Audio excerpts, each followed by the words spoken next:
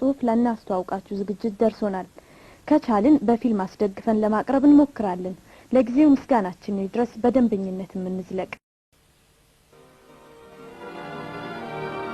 ተመልካቾቻችን በዚሁ የምሽት ስርጭታችን ፈጽማለን።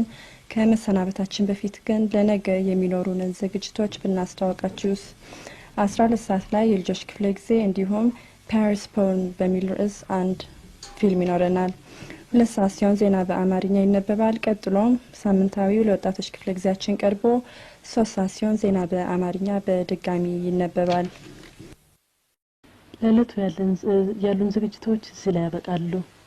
በነገው ምሽት ዝግጅታችን እንደገና አብራችሁ እንድትቆዩ እየጋበዝን አሁን የፕሮግራሙን ዝርዝር እናስተዋውቃችሁ።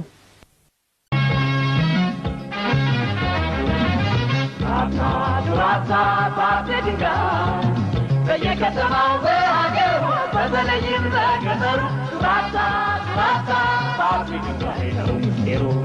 ማለት ላሞ ነው። ነጭ ባትሪ ለሬዲዮ ቴፕ ሪኮርደር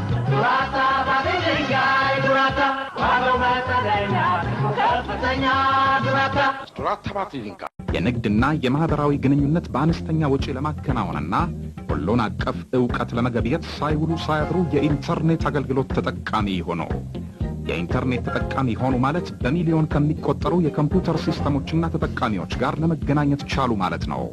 በዓለም ካሉ ታላላቅ ገበያዎች ገብቶ ለመሸመት የሚያመርቱትን ምርትና የሚሰጡትን አገልግሎት ለማስተዋወቅ የሚያስችለው የዘመኑ ቴክኖሎጂ የኢንተርኔት አገልግሎት ነው። በዲጂታል የመረጃ መረብ ተጠቃሚ በመሆን የማያቋርጥ የኢንተርኔት አገልግሎትና የዳታ ልውውጥ ማከናወን ይችላሉ።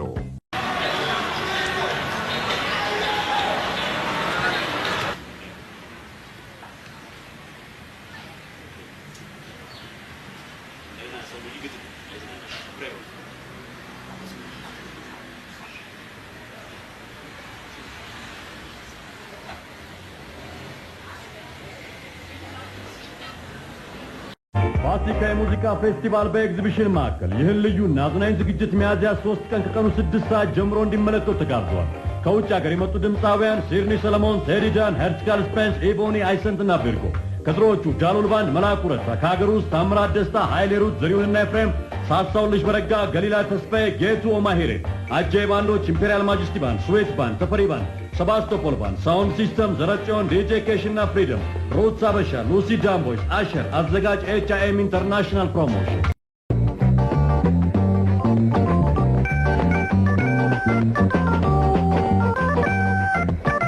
ድምጼ በጣም ጥሩ ዘፈን ወዳለው አሁን ከሰሞኑ